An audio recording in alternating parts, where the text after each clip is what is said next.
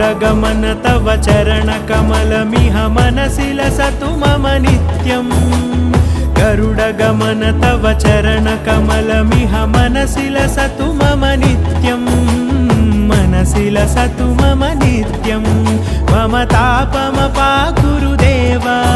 मम पापमपाकुरु देवा मम तापमपाकुरु देवा मम पापमपाकुरु देवा